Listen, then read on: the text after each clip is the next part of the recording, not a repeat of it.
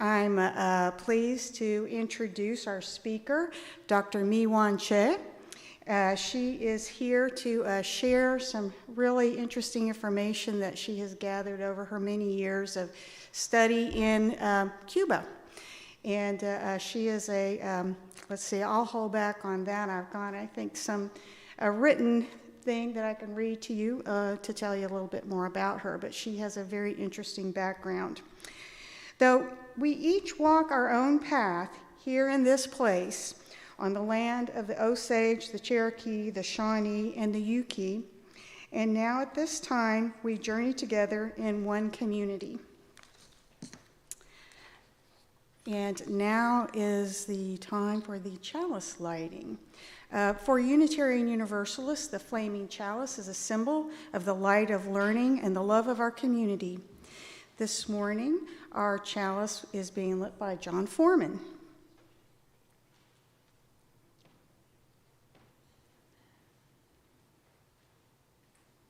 As our congregation's chalice...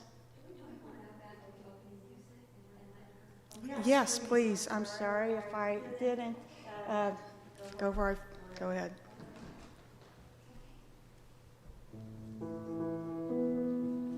Join us in singing hymn 362, Rise Up, O Flame. Oh, opening music. Bear with me.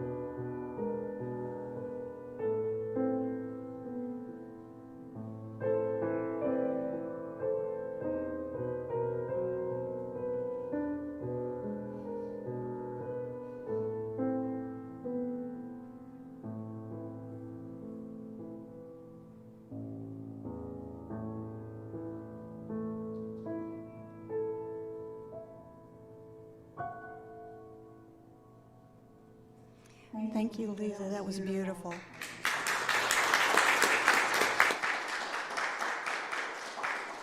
And welcome once again to one and all. Thank you, John, for lighting the flame. And at this time, we will be singing Rise Up, O Flame.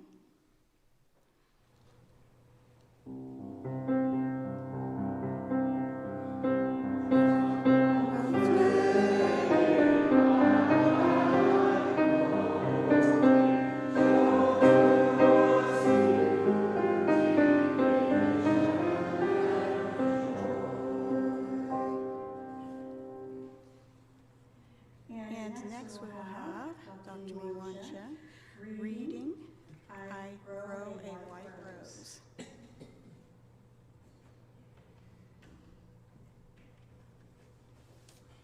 Good morning. Cultivo una rosa blanca en junio como en enero. Para el amigo sincero que me da su mano franca y para el cruel que me arranca el corazón con que vivo. Cardo ni ortiga cultivo una rosa blanca. I tend a white rose in June just as in January for the sincere friend who offered a kind helping hand, and for the cruel one who tears my heart inside. No nettles nor thorns do I grow. I simply tend a white rose. And I'm glad to see that some of you decided to get your own white rose. It is almost a national anthem of Cuba. And all children, this is the very first poem they learn in the school. And white rose is very symbolic. And you don't love and be kind just because things are easy and convenient, not just in July, but even when things are not as easy, and always extend your own kindness. And it symbolizes in a way that if you look inside, there's always something good that you can live into and utilize in your own life. So thank you very much.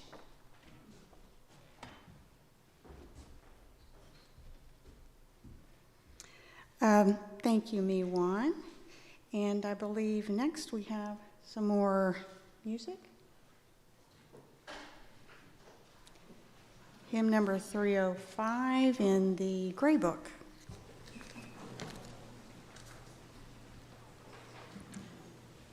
Michelle, Ryan, and John, and Lisa as well.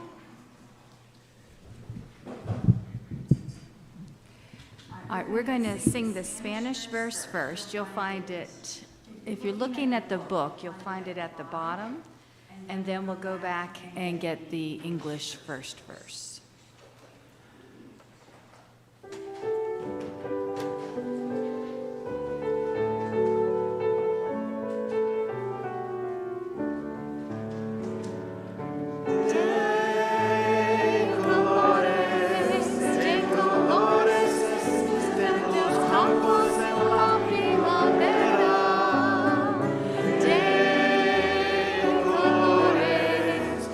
Colores,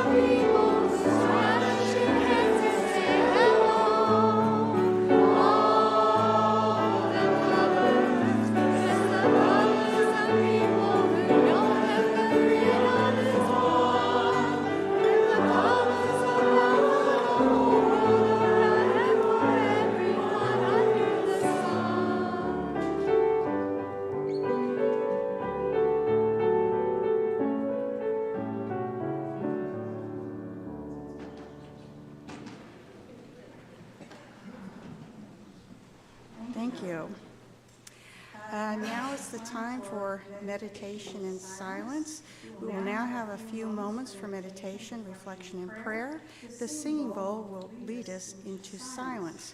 After the silence, you're invited to join in the song Spirit of Life.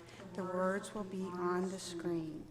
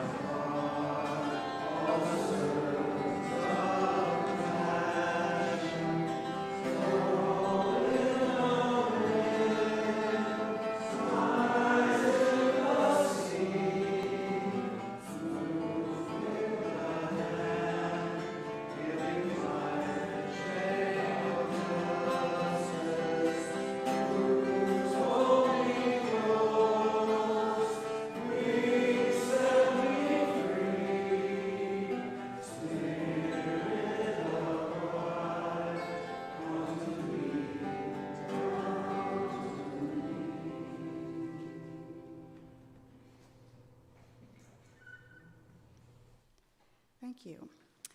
As mentioned earlier, Unitarian Universalists have a wide array of beliefs, and the speakers at our Sunday services come from many traditions. Here to share their own thoughts today is Dr. Miwon Cho. Dr. Cho is a professor and program coordinator of the Art to Dream art education program in the Department of Art and Design at Western Kentucky University. She advises and teaches the visual arts and elementary education pre-service teachers and coordinates a wide array of community-based P-12 visual arts outreach programs on local, regional, and international dimensions. Her keen interest in Cuban traditional music and art led her to Cuba in 2004 as her first visit. She then actively sought and became engaged in multiple cross-cultural opportunities to work with Cuban educators, artists, and the students of all ages in Havana, Pinar del Rio, and Cienfuegos in Cuba over the past 15 years. The culmination of a decade-long extended collaboration across the 90 miles from Florida, resulting in 2 special exhibitions entitled The Island of My Love, The Faces and Stories of Cuba, at WKU and Kennesaw State University campus in the spring and fall of 2019. The part 2 of Cuba Amor, The Story Continues, is scheduled to open at Joe Downey Museum on March 7th, 2023. Alongside her other multi-year project, Sisters on the Bridge, Islamic Art of Creative Resilience and Empathy. So that March 7th date's right around the corner. Miwon, please join us here up front.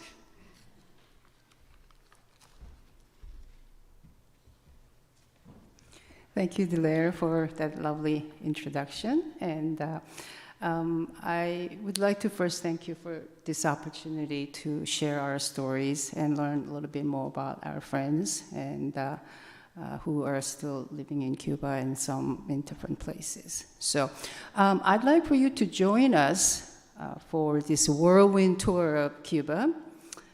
No seatbelt needed, okay, and no tickets, and no other procedures. So I try to put a little timer there so you're already going into it, you know. So when you this is kind of it's an old version of old-fashioned image of landing in Cuba, and this is what you'll see as the plane kind of goes down, and as you drive into the city. This is the kind of scenes that you'll see, Capitolio in the background, and you're thrown into seeing this time warp zone. It's like, what time period are we living? And you see these children minding their own business and playing baseball, which is almost national sports. And these are skateboard. They can't really have our own version of skateboard, so they make their own.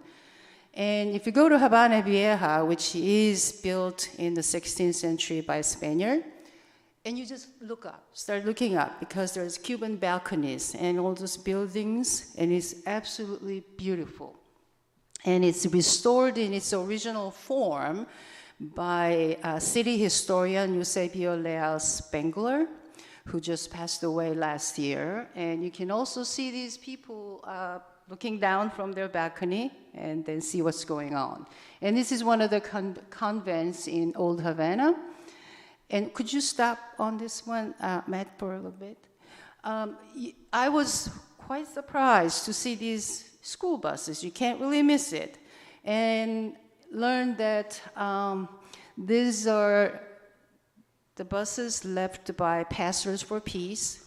They have a yearly caravan, long caravan. They would purchase the pull out old school buses and then restore it, and then go to different cities in the States and collect donations. And then there's a caravan of these buses go through Mexico and then cross, and they will drop all the donations and leave the buses. So the buses are everywhere in the neighborhood. They use it as classrooms and any other facilities and equipment, and then they decorate, so you can actually see it. Now, then you go into Old Havana, and you just saw that turquoise, beautiful. There we go. It's beautiful, but this is not where most Cubans live. You can actually see this is where Cubans live, and ordinary, everyday Cubans, and beautiful, but still. It just hasn't had the resources to restore. This is the scene that I was looking outside the window that I was staying. Again, you can see something beautiful about the past, but not quite the same. Time has passed. Could you stop here for a minute, please, Matt? It was the scene that you just for 2 seconds, right next to, side by side.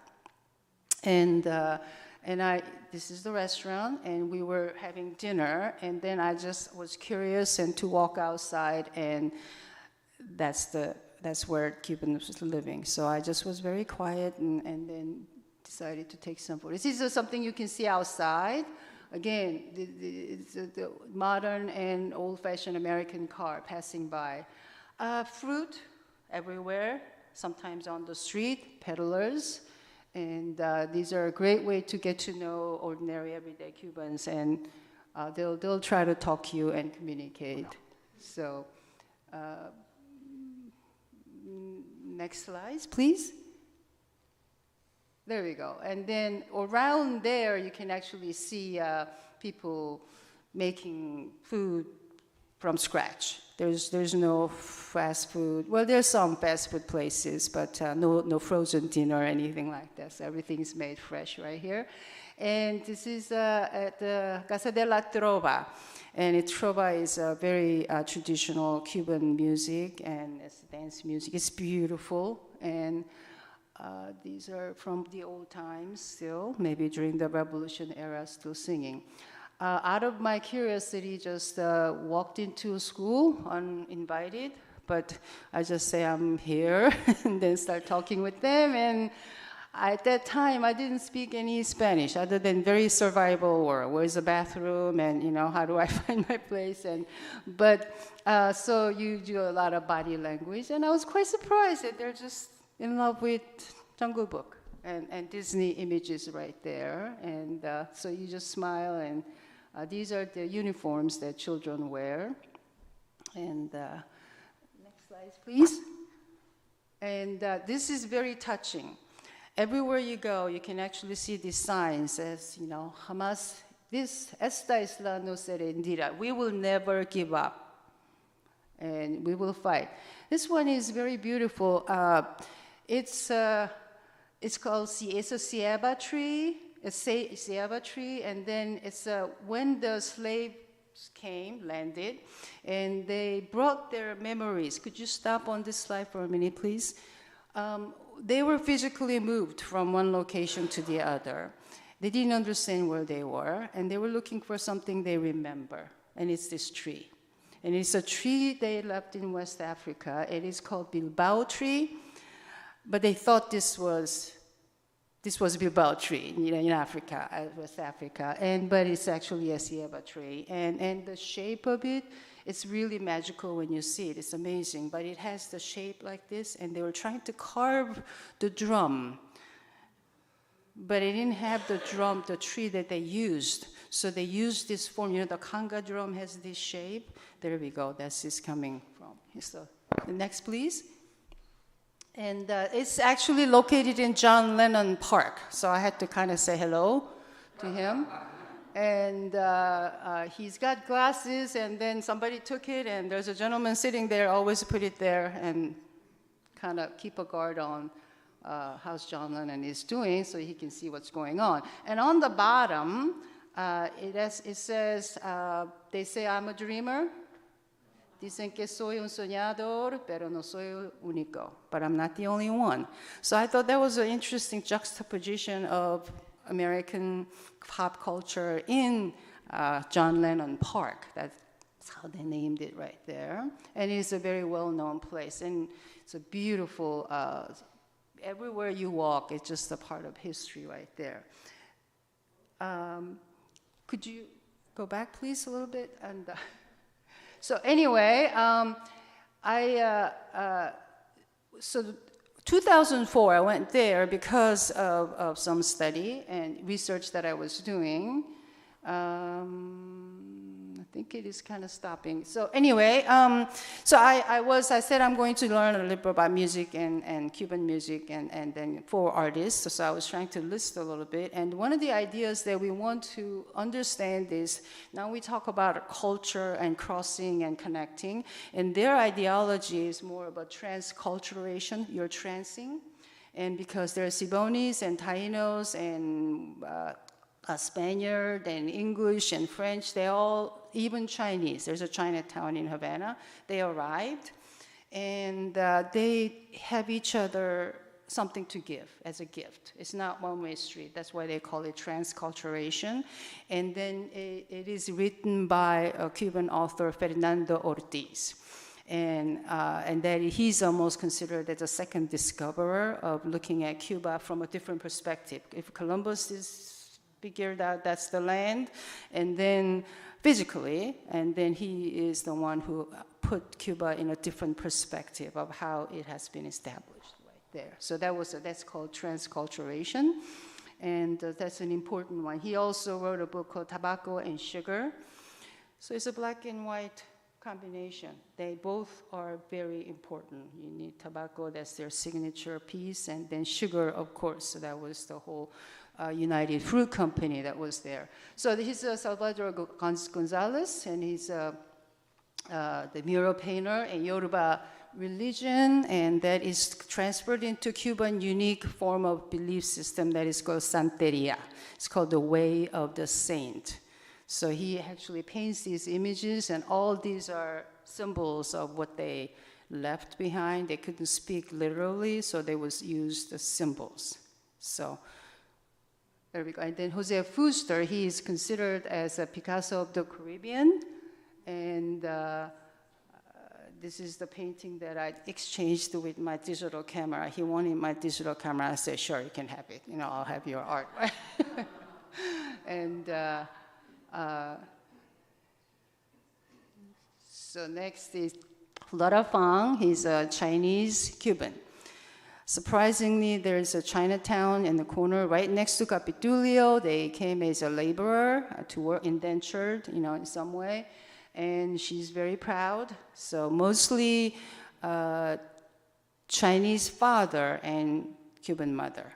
So that's Flora Fang. She's quite well known. You can see all those palm trees and then combination of Chinese painting landscape kind of transferred into Cuban context. And this is Alicia Leal. She is more of a contemporary. Now, one thing right here is UNIEC I found it very interesting. There's a member of Union of Writers and Artists, and they are probably the most privileged class. Well, not the most, one of the. They are given internet access, they're given certain pays, and they're given all kinds of things that are not always available for everyone. So I thought that was quite interesting right there. Next, please. And so now, in that background, then I started, let's do something. You know, I started doing some exchange of work, and then convinced one of my colleagues at Warren Central High School, let's go with me, and so let's go say hello to John Lennon first, and then make our mark. This is Old Havana, see how beautiful that is, and make sure that we're here. And then we started working with her students and my students, and so what do? We start writing each other letters. And we were teaching high school students who are struggling with reading and writing, and we decided to encourage them, let's go ahead, and somebody is waiting across the pond, then they want your letter. So, and then we started working, reading poems, and then try to illustrate. So we give them sense of purpose of why we do what we do. And so this is a student who actually, we also decided to write some notes and then tell them about the kind of books that they read. Now this is another one in Pinar del Rio, which is in westernmost city, where tobacco grows quite a bit, and its program is called Crearte. And Crearte illustrate your dreams, grow in the arts. And it is completely non-funded by government. It's completely helped by the local people, parents and teachers, anybody who's got extra time to volunteer. That was quite amazing how it functions. And I met Professor Juan Silvio Cabrera, who was the Dean of Sociocultural University, the department at University of Pinar del Rio. And he was trying to organize a service that his students could be involved in teaching children, and they don't have certain experiences, and so it was very similar to the way that I would structure my students. And then Pinar del Rio, could you stop here for a minute? And you just saw the video before that singing. She's a Spanish opera teacher, and the high school students are learning in Pinar del Rio. Pinar del Rio is a city where well-known composer in Cuba. His name is Ernesto Recuna, and so this is a little story that we thought we were going to present to teachers. So we had our little cute activities and that, and then the day before, this is how things happen. A lot of things are happening impromptu and spontaneous, and you just have to go along with it. And then I was told the night before that we are presenting to a group of conservatory musicians, professors. These are performers. So I said, we're school teachers. We don't really know what to do. And so we were thinking and planning, and said, okay, so we are here with our story.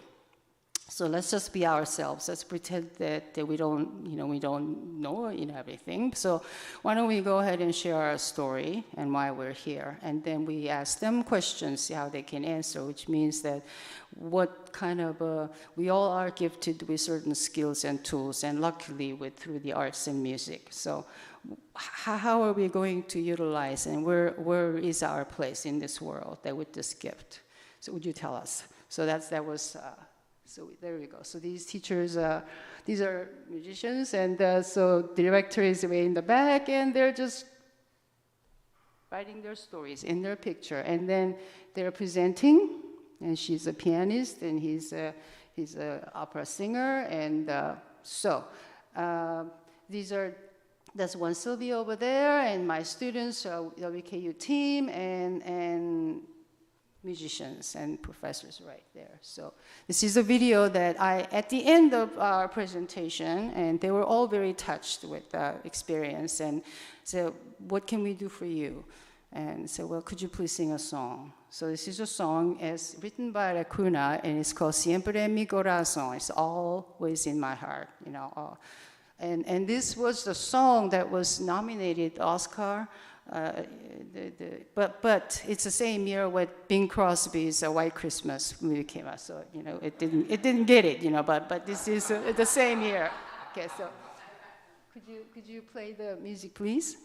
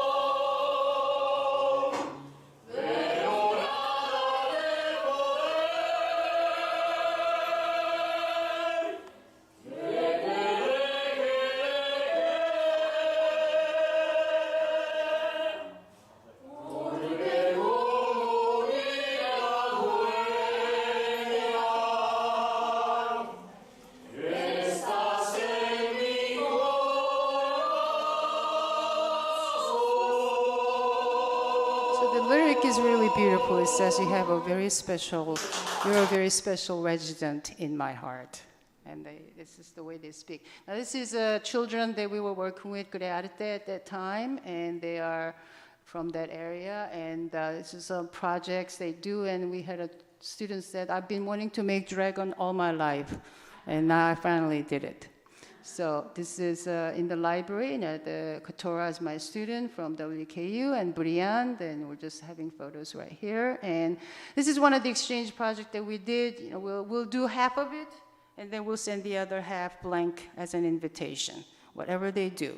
So, and it went to multiple different sources. These are our students, and it's Chelsea's letter that went to the teacher in Cienfuegos. So she's writing, responding, and that was featured in WKU PKLC letters as a way to communicate.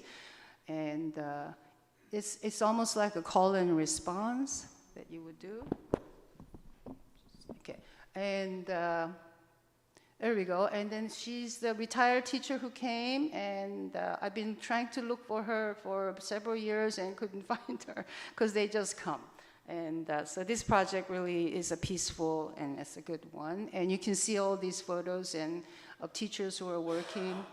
And she's again, you know, this is in Pinar del Rio, the Cienfuegos with Ariana right there. And on one winter, we're trying to invite them to participate, the Mitten, the story of Ukrainian art, their folk tale, and I forgot the book, so I'm trying to waffle my way through and just telling stories. And I was going to read the book, and then their children are there, they're creating their own. Basically, Mitten expands and expands and expands, and it's like a heart of a teacher. Heart of a teacher will expand as long as it needs to be.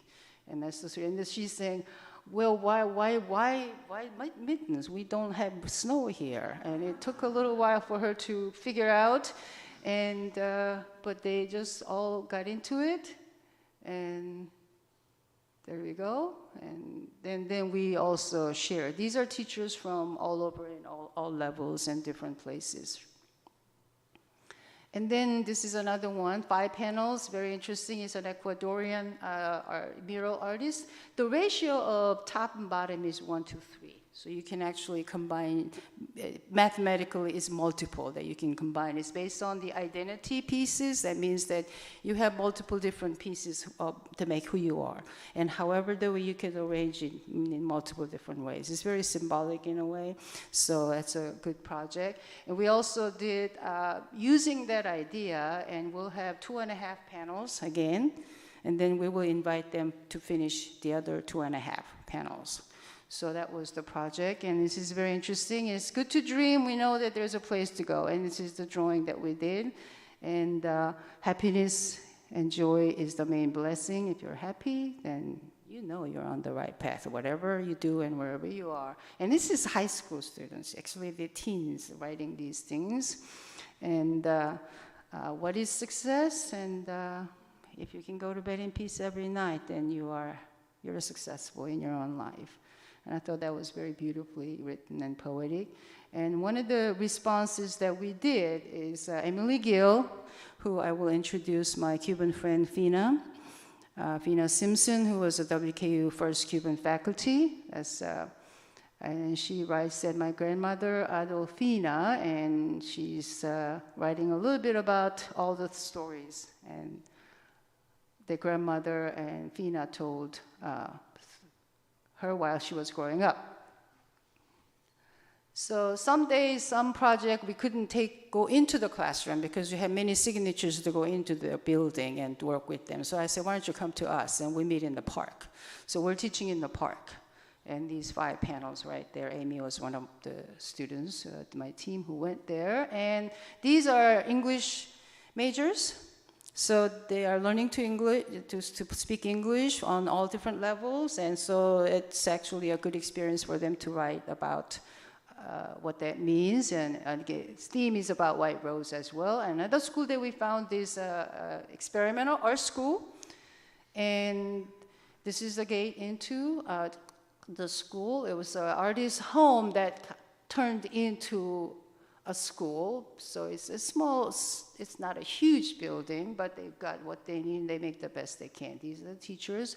They are all volunteers, and in an art school, they come and work with them. And this is the last day we were visiting and saying goodbye. And we also, of course, did this with children over there, and they bring them on Saturdays, and or after school right there. And then there are some older students right there that Ariana is sitting there in red, and she's our resident translator. And we actually decided to do some exhibition with the school. My team was teaching, and at that time, Metcalf High School and Cuentos were meeting through the arts. And these are students at experimental school, very, very talented, amazingly. They are students in San Alejandro. It's a magnet school, our version of magnet school. And of course, we had to also invite our dragon to come and have fun with these children. And there are different classes, different age groups right there. You can kind of see, now this kind of brings to the most recent trip that we made, 2020. And I don't normally do this, but I decided we better have a schedule because I have Mr. Lero, who I invited to come along, and my other teams.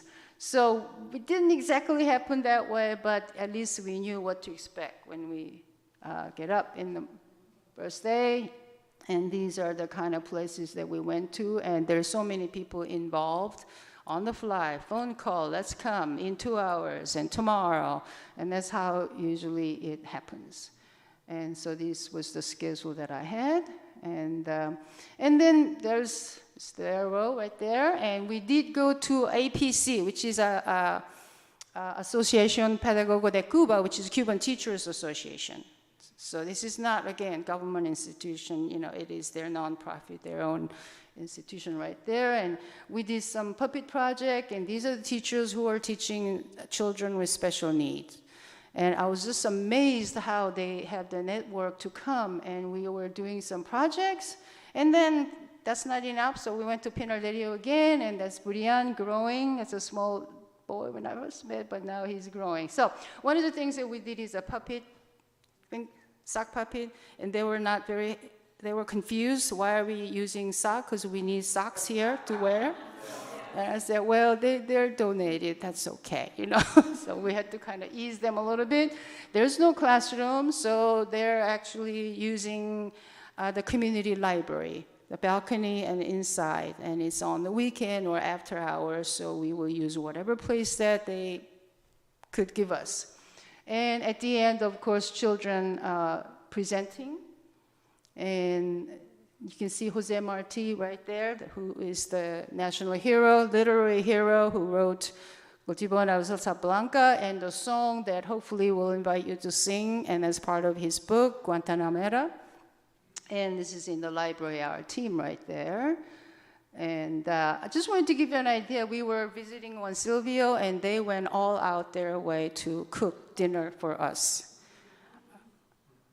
And they don't have a lot. This is very hard for them to do that. And as Mr. Lair, and we were just having, after all the work, then usually at the end it's very exhausting. So it was a nice time. And then, as if that's not enough, and when Silvio took us to this local venue of the musicians, just bring whatever they have and start playing music. So, and one last thing that is amazing how it ever happened. It took over 10 years. Literally over 10 years that we are invited to public school on our own term and give us time. And so this is, it's in Playa area, in Escuela Primaria Conrad Benitez. That's the name of their national hero. And what do?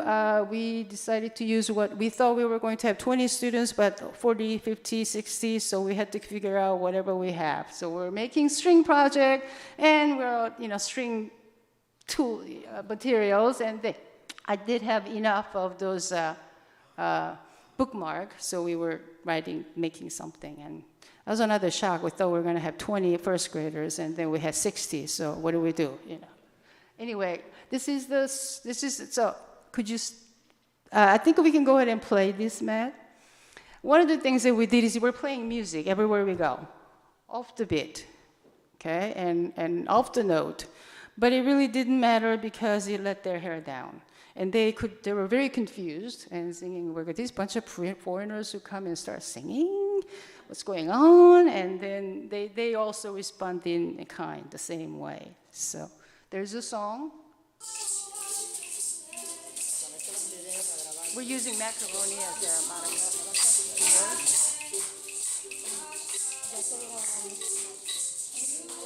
My sunshine, you are only you make me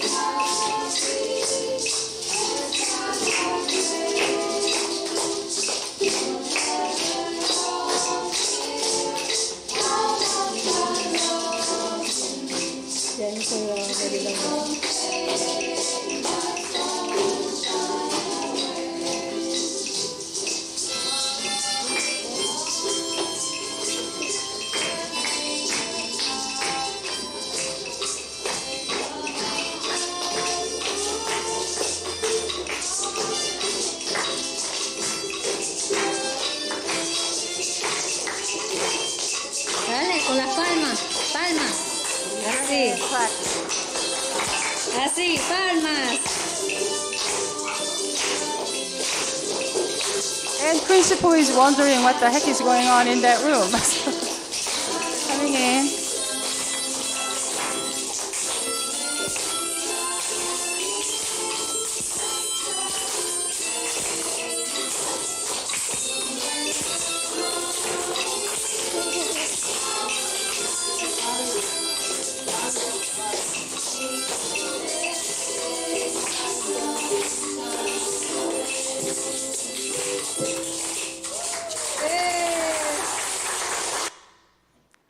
And this is the last night from our room, looking over Malecon, the ocean right there. It's beautiful. And that was 2020, January.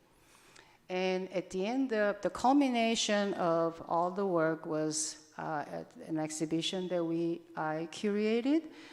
First part at Western Kentucky University in the spring of 2019. And then in the fall, it went to Kennesaw State University because that was their year of Cuba as well. And you can see side by side the exhibition at Western and Cuba at the Kennesaw as well. And then these are flyers, brochures that we were sending it out. Ours was in the art department, and theirs was in the special book library. And now I'd like to introduce as a close-up, as a string project. We met them, again, I am an accidental tourist to Cuba. I didn't really plan, I didn't know I was interested until I found Cuban music, and I think I'm going to learn about Cuban music, and I'm in the art department, so I can't say I'm going there to learn music, because I'm going to find the art. So that's how I did it. But so this is a new photographer team, and they will take this one string, and these are not photoshopped to different places. They'll go visit and have people hold strings. The only Photoshop is to put those photos together. So Cuban projects, so we went all these places. There's Korean Cuban right there in the community, and so we just put it together, and when you see this, there's something that happens. Wow, could you stop here for a minute, go back? And you can see you just follow the line of the string, and then something kind of happens. It symbolizes that sometimes things that we see and sometimes things that we don't, and it needs symbols to really process what we understand. And this is where that oneness that was trying to explain and illustrate Jose Marti's poem, that white rose is just the one, the oneness we're talking about of everybody. And we can go next, please. So now I'd like to introduce Vina Simpson, and she was part of the exhibition, and she left Cuba before the revolution and taught Spanish in Glasgow campus, and she was a librarian, and so she always, one of the few times that her eyes really brightened up and be happy and smile is when she talks about Cuba and her early years. And this is her journey right there, 1939. I found her house in Havana. So it's almost, she's a living bridge into the past right there. And this is Vina. And one of the things that she does is she just remembers things with no connections and reasons. And she started singing this song when we were talking. So would you mind playing, please? This is her garden.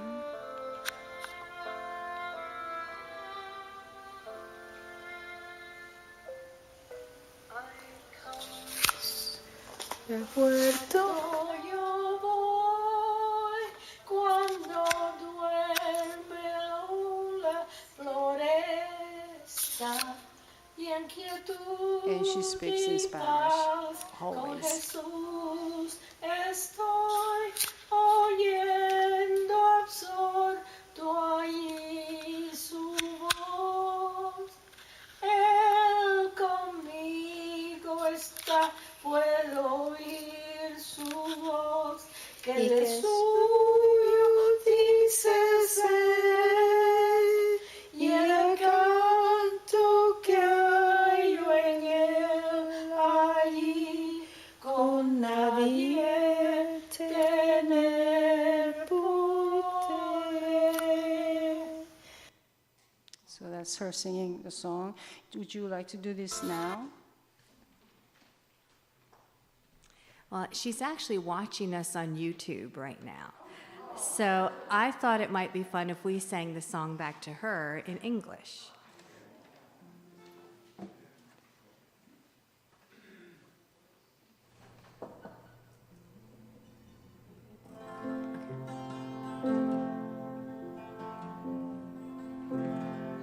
I come to the garden alone while the dew is still on the roses, and the voice I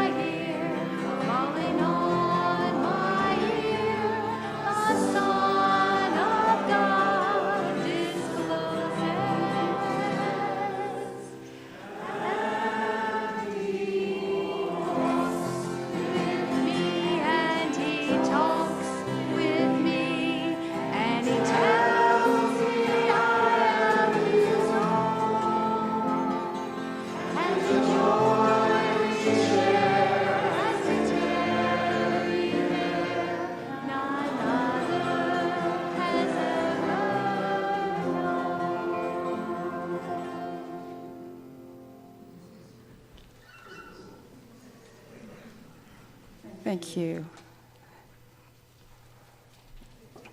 Thank you, Michelle. So now we come to the conclusion of the presentation. If you can stop it for a minute, Matt. This is something that we've always thought about and reminded myself. And it says, this is in Capitulio del Hombres, it's a capital of humans in Quito, Ecuador. It's by Guayasamins, the Ecuadorian artist, very close friends with Cuban culture right there. And it's inside the Capitulio del Hombres. It says, yo lloré porque no tenía zapatos hasta que vi hasta que vi un niño que no tenía pies. I was complaining because I don't have my shoes, but until I saw a child with no feet. It's very symbolic, and feet as a future. And on that note, I'd like to thank you very much for inviting me and giving me a chance to talk about things and places that I've treasured. Thank you.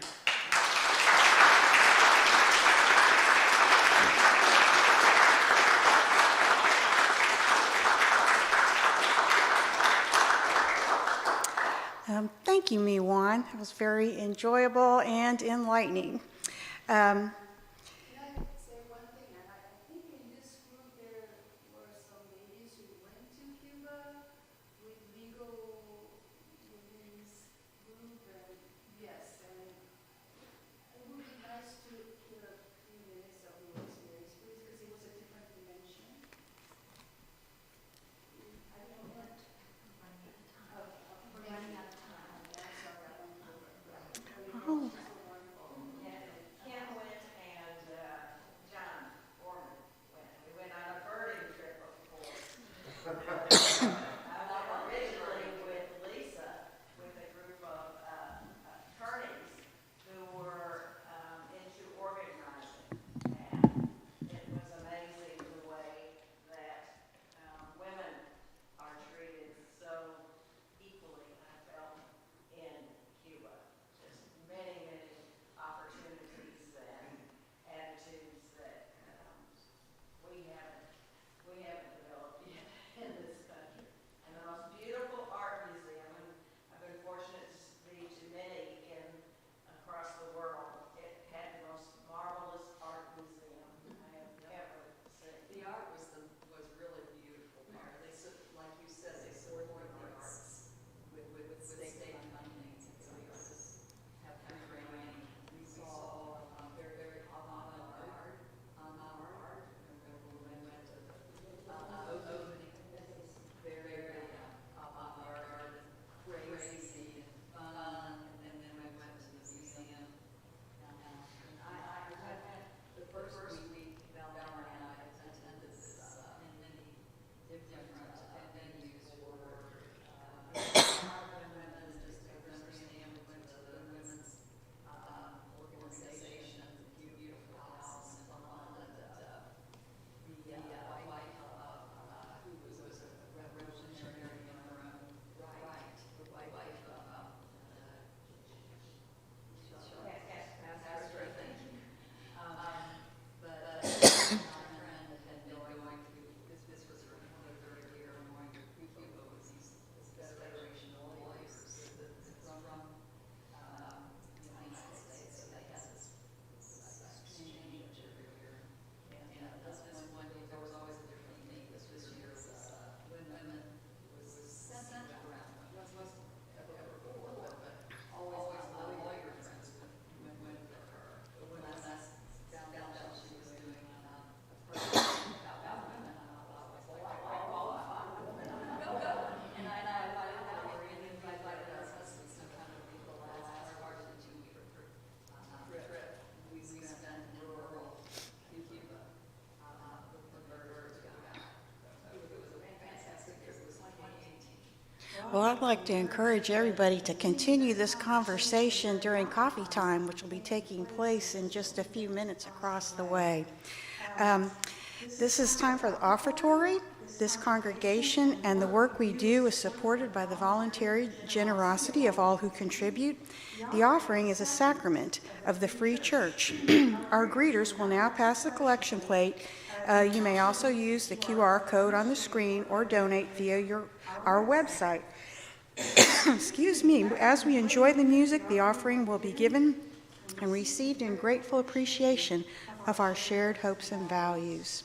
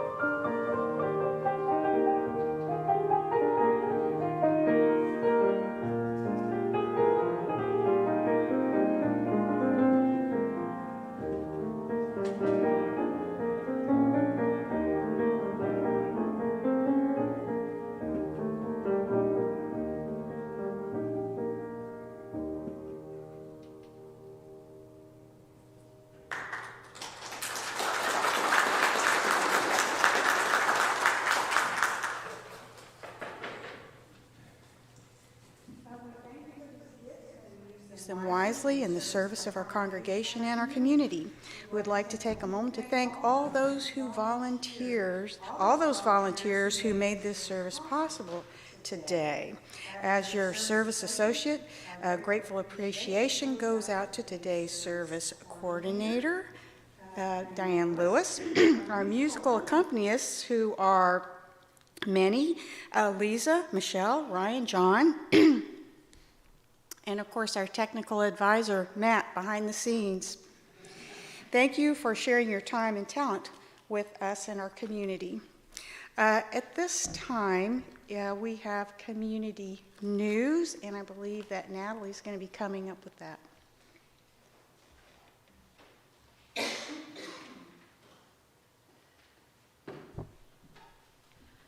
Yes, I want to let all of you know that this Thursday, it's coming up quick and it's already March, so March 2nd, Thursday, we're going to be showing the documentary by Parties Unknown. How many have heard of it? Okay. Charlie and I went to see it down in Russellville 2 weeks ago, and we were so impressed and emotionally connected with the movie. The movie is about, it's a documentary about the lynching of 4 innocent black men in Russellville. But it's not just that. It's an explanation of the culture of the time. It's so beautifully done. It was done by WKU, and we are going to have Josh Needwick, who is the producer, and we are going to have Michael Morrow, M-O-R-O-W, Michael Morrow. He is the person who's done all the research in Russellville over his lifetime, and he has developed, I think it's 4 different museums in Russellville about the history of black residents in the area. Excuse me, this, I bring it to you, I really wanted to show it here because it is a powerful documentary. So this is Thursday night, hope you can all come, and bring a friend, okay? We're going to have chili dinner, chili supper. Oh, because this is food for thought. I'm new to the congregation, but those of you who have been here, you know, food for thought, you show a movie or have some kind of speaker and then have discussion. So chili supper is at 5:30 and the movie 6:30, and then we will have discussion, and Josh and Michael are going to be able to answer questions. So this is a real special viewing of this. I know you can watch it at home, you can watch it from YouTube if you can't come, but being here present, having a collective viewing, and then being able to discuss it afterward with these 2 individuals, I think will be powerful. The other little thing is food. Diane, I look at Diane. There's a sign-up sheet going around right now for chili, cornbread, veggies. So if you would kindly sign up, we'd appreciate it. We need all the help we can get. You know, we passed the 8th principle last year, and this is one of our ways of leaning into that. So we're hoping everyone shows up, ask your friends, and let's have a good night. Yeah. Thank you, Diane. Thank you.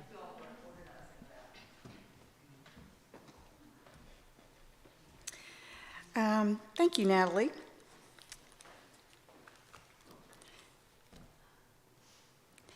I'd like to extend an invitation about our membership. If you have questions about Unitarian Universalism or about joining the congregation, please speak to someone on our membership team or our board president, John Downing. John, if you raise your hand, thank you.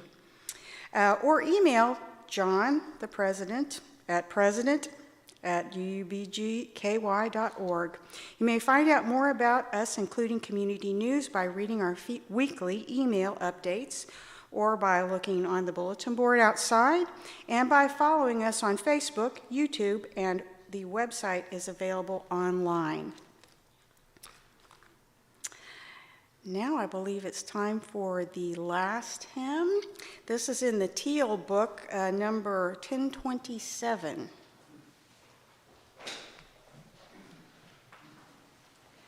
We're going to sing the Spanish verse first and then the English one.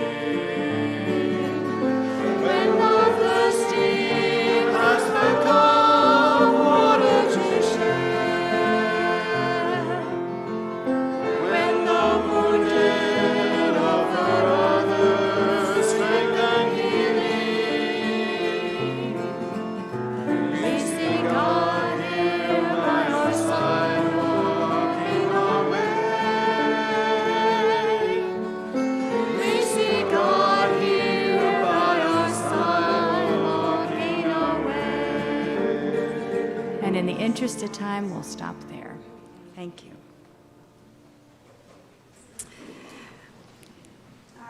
This morning I'll be doing the final reading. This is Connection is the Key to a Life Well Lived by Dr. Christine Klusman, PhD. Oneness illuminates natural wisdom that makes it far easier to see what matters in life and what doesn't. It enables us to bask in a sense of worthiness, belonging, and beauty. In short, it helps us see and experience the true meaning of connection. Emotions like love, appreciation, and peace tend to spring up during experiences of oneness, and this is often a clue that you're entering into one of those ultra-connected states. All you have to do is savor these moments and linger with them longer to allow them to amplify. At this time, we'll be closing the live stream. We now bid farewell to those who have joined us online. We hope you found this service meaningful, and we invite you to join us again. Please be well and go in peace.